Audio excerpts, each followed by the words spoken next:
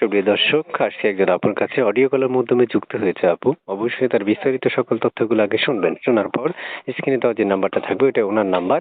উনি নিজেই নাম্বারটা দিবেন আপনারা যোগাযোগ করার জন্য। সালাম আলাইকুম আপু। ওয়ালাইকুম সালাম ভাইয়া। আপু কি নাম? একটু জোরে কথা বলবেন। হ্যাঁ, আমার নাম ইভা। ইবা আপুর বয়স কত? আমার বয়স 20 হবে ভাইয়া। কেন আসছেন এই ভিডিওর সামনে? ভিডিওর সামনে অনেক কষ্টের কারণে আসছি ভাই। আমার বাবা নাই, অনেক তো কষ্টের কারণে আসছি প্রতিবেদনে, একটা ভালো মনের মানুষের সন্ধানে। ভালো মনের মানুষ পেলে কি করবেন আবার?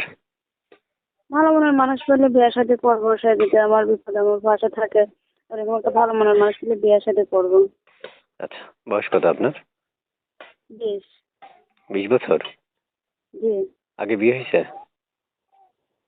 আগে বিয়ে একটা হয়েছিল ভাই, আগে বিয়ে একটা হয়েছিল, স্বামী ভালো ছিল না, এই জন্য অনেক বিয়ে দিয়েছি। আচ্ছা, আগে একটা বিয়ে হয়েছে, বাচ্চা কাচ্চা আছে ওই সংসারে? না না নাই। তার মানে বাচ্চা কাচ্চা হয় নাই? না। সংসারে তো তেমনটা মনে হয় নাই নাকি? জি। সংসার কতদিন হয়েছিল? সংসার হয়েছিল মনে করেন 2 বছর।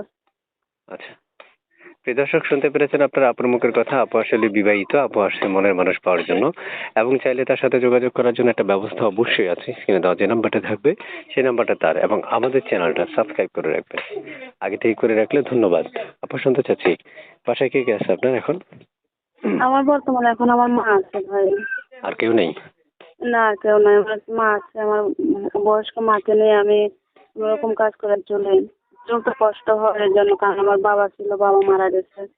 এখানে প্রতিবেদন আছে যদি কোনো ভালো মনের সন্ধানে, তো ভালো মানুষের সন্ধানে আছে। আচ্ছা, প্রিয় দর্শকদের উদ্দেশ্যে শুনতে চাচ্ছি, আমি যে আপনার সাথে কথা বলছি নাম্বার এটাই কি আপনার? হ্যাঁ ভাই, আমার এই নাম্বারটাই। আমি এটাই কি দর্শকদেরকে দিয়ে দিব?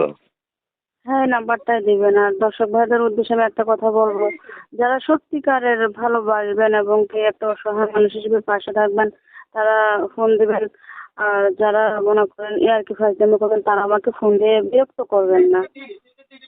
আচ্ছা, প্রিয় দর্শক আপনারা শুনতে পেরেছেন আপু আসলে কি বলতে চেয়েছিল বা কি বা তার উদ্দেশ্য।